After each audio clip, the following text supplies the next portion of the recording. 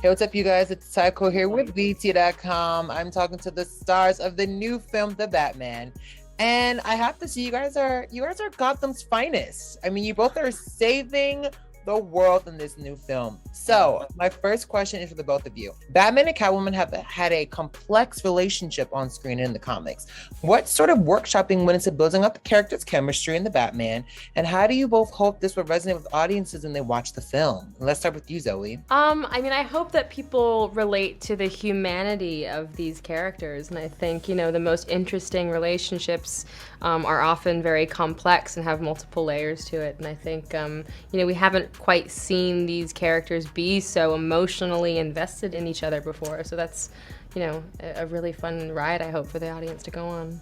And they need each other emotionally and personally, as well as just for the purpose of this their mission. Yeah, and exactly. it's kind of a little different to I guess you've used all of my. I'm words. sorry. We agree with each other. Zoe, now the Bat and the Cat have such a great ring to it when said out loud.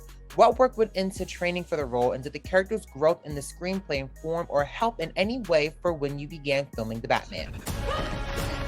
The Bat and the Cat.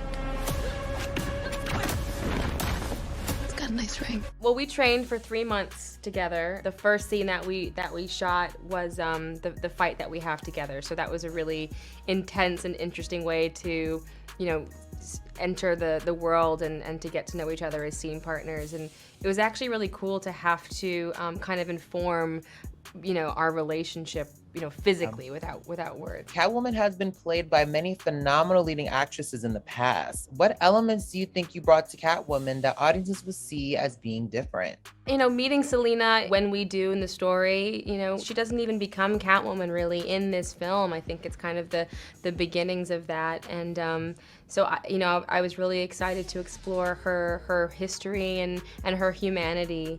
And it's a much more grounded tone, this film, and that's something that we hadn't quite seen yet either. This film is a departure from how audiences have seen the Caped Crusader in previous works.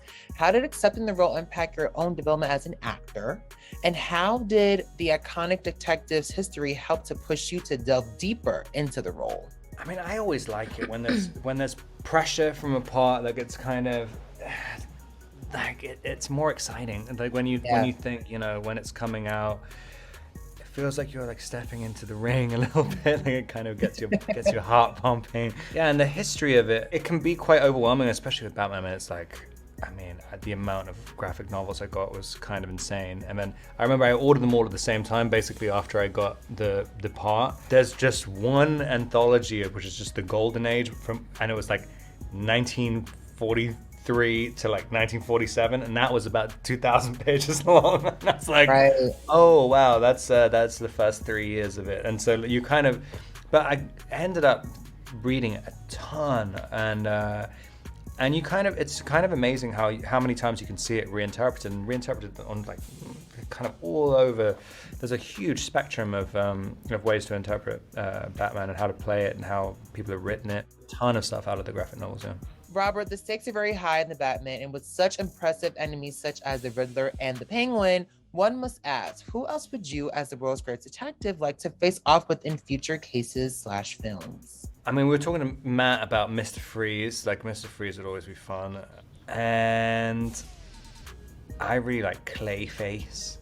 I like all the really fantastical ones, which don't really seem to fit in. Now we'll never do it until. Yeah. Well, listen, thank you both so much for trying BT.com. And for folks at home, make sure you go see The Batman.